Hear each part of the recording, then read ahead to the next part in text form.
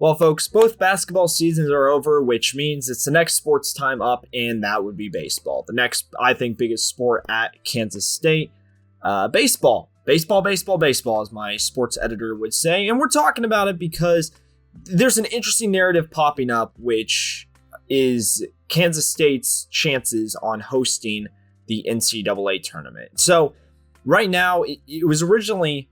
This entire thing with K-State baseball was making sure you got to the regional again and, scheduling tough teams to make sure you got into that conversation and making that and capitalizing on that.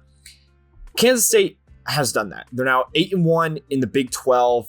They stand alone at the top of it. They're 2 wins above second and third place, which are Arizona State and KU.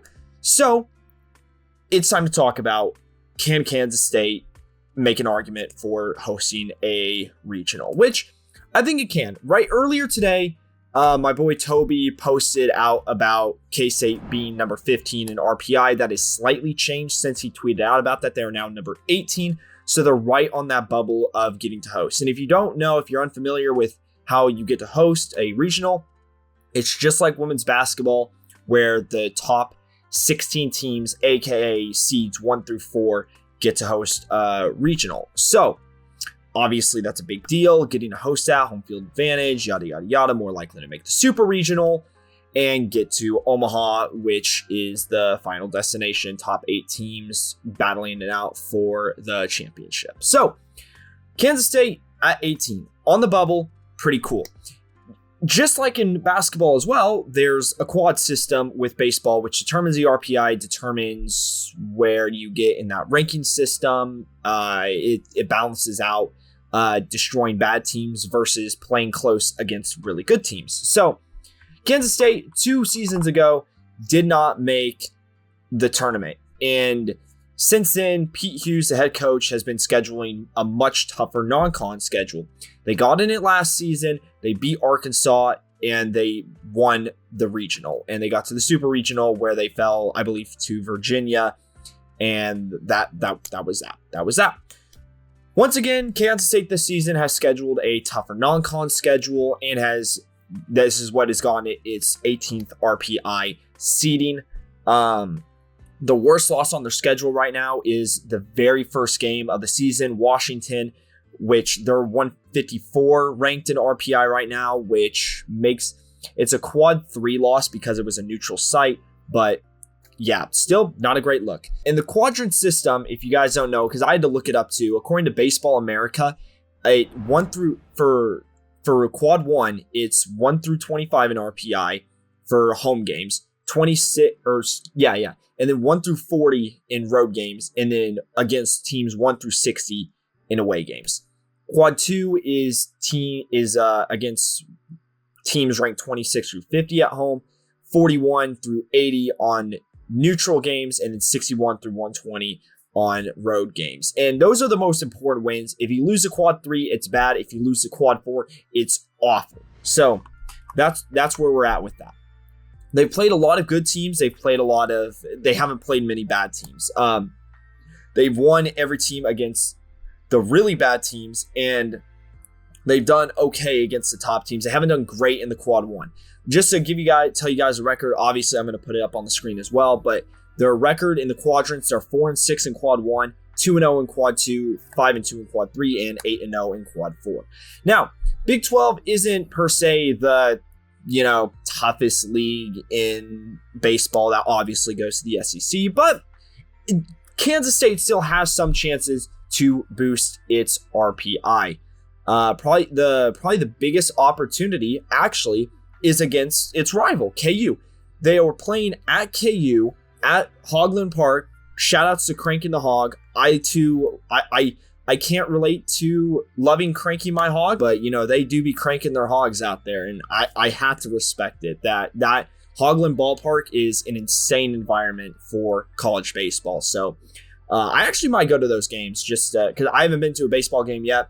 Schedule shifted. I might need to go to that game, but KU provides the best opportunity right now for K-State to boost its ranking in the RPI. KU is at 26 in the RPI, which is pretty high. KU has done very good against bad teams, and they've done okay against middling teams. They're 23-6 in total, which sounds really good, but they had a very easy non-con, especially compared to Kansas State. Some other opportunities for K-State to get some more quad 1 wins and some good wins. They will be at BYU, and BYU is ranked number 53 in the RPI, which would put them in that quad 1 conversation, assuming they stay in, the top 60. West Virginia is a home game, so it would be a quad 2, but they are ranked 31. So if West Virginia does good, they could move up to a quad 1. K-State is at Cincinnati, and Cincinnati's 64, so they're just barely on the bubble of quad 1 versus quad 2 in this case. If they could do better, then they could move up to a quad 1 as well. K-State also has a game at Nebraska. Nebraska's 75 right now, so that could change, but still that'd be an upper quad 2 win, which still would be good for the resume, help those hosting arguments be made. Right now, though, if they could win the Big 12, obviously that would be huge. Right now, they're looking in pretty good shape to do so, and that would further bolster their argument if they can win a Power 4 conference regular season.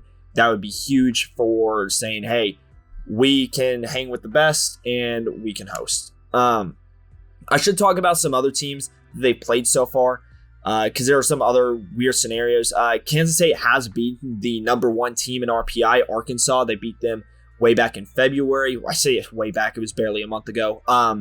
They beat them to 3-2, which is pretty cool. They didn't win by a lot, but beating the number 1 team on a neutral field, that is huge. They did win that the Amergy College Baseball Series, because they also beat Michigan.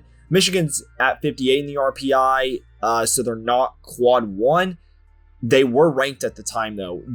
When these games happened, this was 3 ranked wins in a row.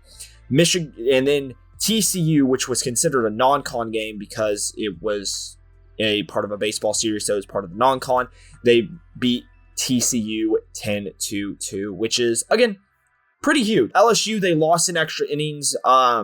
They lost 5-8, so it might look like a bad loss, but it was extra innings, so they were tied in the 9th, which is still huge. LSU is ranked number 6, and they're 16th in the RPI right now.